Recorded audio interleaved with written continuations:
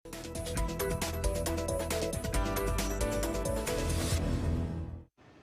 kasih pemirsa, Anda masih bersama kami di Halo Indonesia. Setelah berbincang dengan aktivis brand lokal Mas Arto Subiantoro, saat ini kami akan berbincang dengan salah satu pelaku UMKM yang mengalami peningkatan saat pandemi seperti saat ini. Dan kami telah terhubung dengan beliau, yaitu Ibu Lestari, selaku pengusaha kue ulang tahun dengan motif karakter. Selamat pagi Bu Tari, apa kabar Bu? Selamat pagi Pak Andrew, Alhamdulillah baik. Baik, ini menarik sekali di mana banyak UMKM yang omsetnya mungkin menurun di saat pandemi seperti saat ini. Justru Ibu Tari omsetnya malah meningkat. Nah ini bisa diceritakan dari mana Ibu mendapatkan ide atau inspirasi membuat produk kue ulang tahun dengan ada karakternya ya, ada gambar-gambarnya. Ini dari mana Ibu dapat inspirasinya?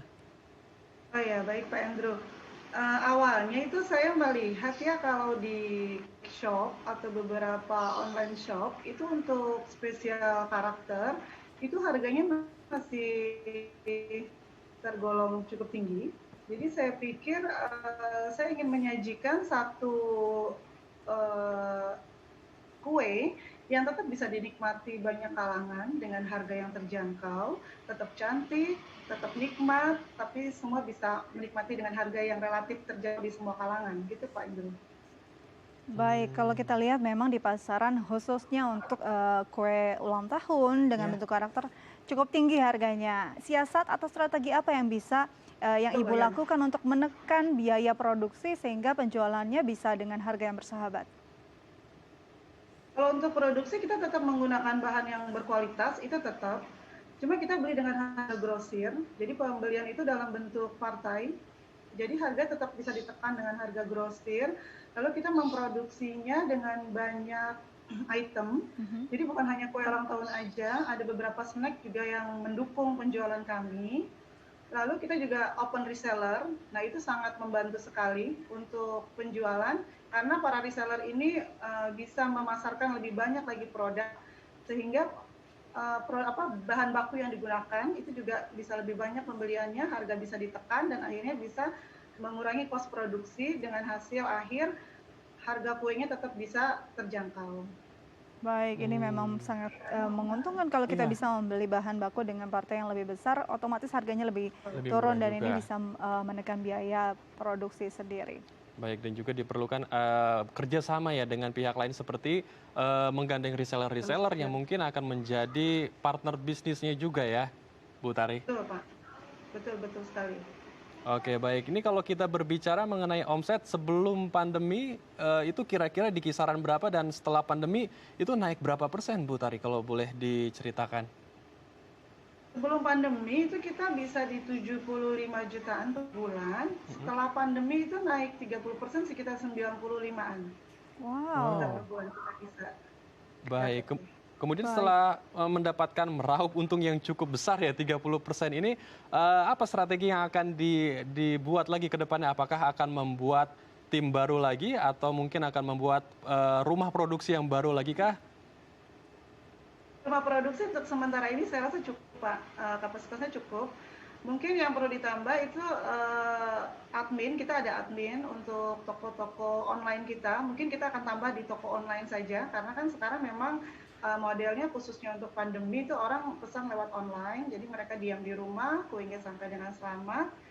Custom, mereka bisa utarakan apa yang mereka inginkan di hari bahagia mereka lewat kue, dan kita coba untuk mewujudkan itu. Kebetulan tim kami juga dari hulu sampai hilir semuanya sudah terdidik dengan baik, terampil dengan baik, jadi semua bisa produksi cepat dengan kualitas yang terjaga.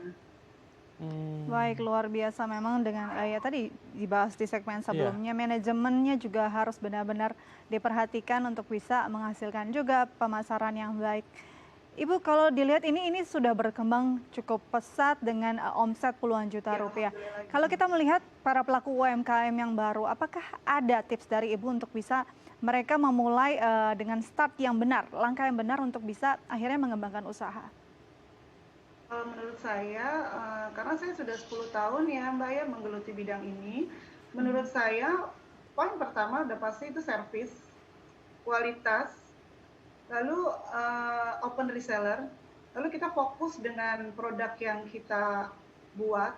Jadi harus fokus, jangan lelah untuk berpromosi, lalu jangan lelah untuk berinovasi, kualitas tetap terjaga. Saya rasa itu aja sih kuncinya.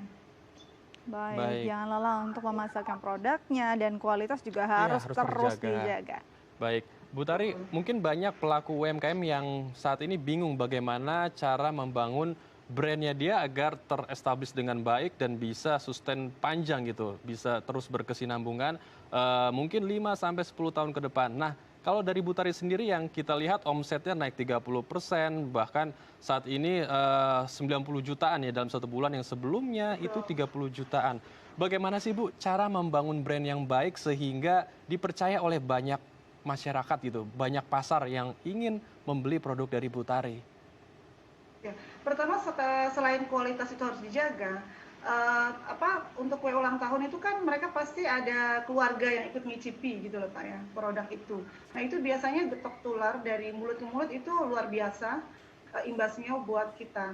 Jadi pertama kualitas dan yang kedua itu promo. Jadi promosi itu kita ada promo mingguan, ada promo bulanan. Nah itu nanti membantu sekali. Jadi misalnya kita untuk promo mingguan bisa dengan diskon, bisa dengan free ongkir untuk area tertentu, itu bisa dilakukan.